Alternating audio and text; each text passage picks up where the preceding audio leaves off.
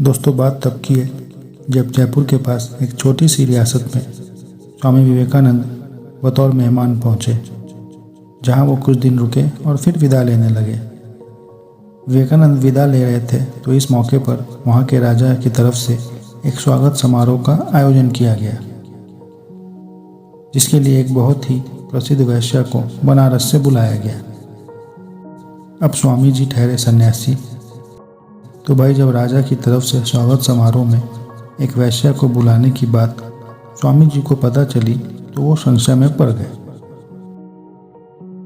एक वैश्या के समारोह में भला एक सन्यासी का क्या काम? ऐसा सोच उन्होंने समारोह में जाने से मना कर दिया और अपने कमरे से बाहर नहीं आए। जब राजा को यह बात पता चली तो उसे बहुत अफसोस हुआ, लेकिन फिर भी उसने स्वामी जी को बुलाने के लिए अपने सिपाहियों को भेजा। सिपाहियों के बार बार बुलाने के बाद भी स्वामी विवेकानंद बाहर नहीं आए। इस पूरी घटना के बारे में जब उस वैश्या को पता चला कि जिस महान व्यक्ति के स्वागत समारोह के लिए उसको बनारस से बुलाया गया, वो सन्यासी सिर्फ उसकी ही वजह से समारोह में आना नहीं चाहता है, तो ये जानकर उसे बहुत धक्का लगा और वो सूरदास का एक भजन गाने लगी। उसने गाया, प्रभु जी मेरे अवगुण चित ना धरो। इस भजन के भाव थे कि लोहे के हर टुकड़े को अपने स्पर्श से एक पारस पत्थर तो सोना बनाता है, फिर चाहे पूजा घर में रखा हो वह लोहे का टुकड़ा या फिर कसाई के यहाँ।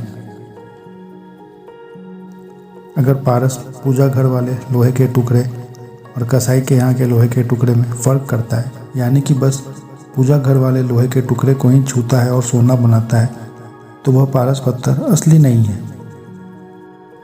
स्वामी विवेकानंद ने उस वैश्या के भजन को सुना और फिर वहाँ पहुँच गए जहाँ पर वह भजन गा रही थी। स्वामी जी को देखते ही वैश्या की आंखों से आंसू बहते जा रहे थे।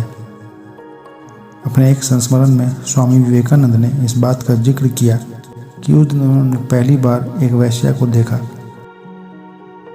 पर उसके लिए उनके मन में ना कोई आकर्षण था और ना तो घृणा।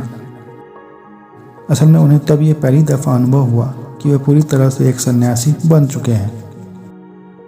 अपने संस्मरण में स्वामी जी ने यह भी लिखा कि पहले अपने घर पर जब वो निकलते थे या फिर कहीं से होकर अपने घर जाना होता था तो उनके 2 मील तक चक्कर काटना पड़ता था, क्योंकि वैश्याओं का एक मोहल्ला उनके घर के रास्ते में ही पड़ता था। ऐसे में सन्यासी होने की वजह से वहाँ से गुजरना वे सन्यास धर्म के खिलाफ समझते थे।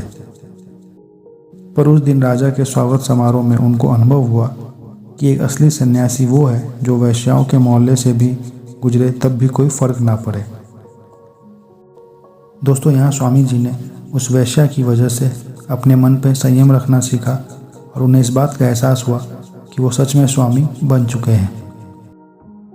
वीडियो पसंद आया हो तो लाइक और सब्सक्राइब जरूर करें और बेल आइकन भी प्रेस करें ताकि आगे आने वाले वीडियो छूट ना जाए। धन्यवाद।